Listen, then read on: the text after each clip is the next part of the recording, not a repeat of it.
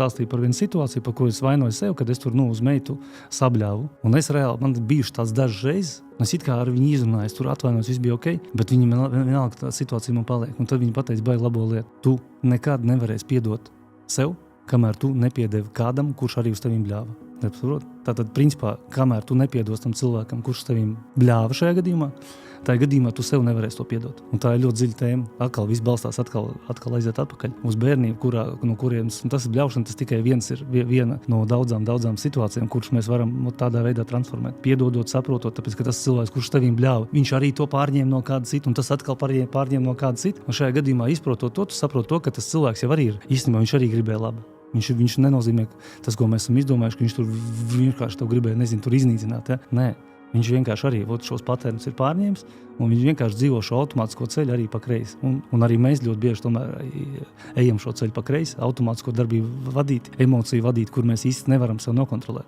Pareizi?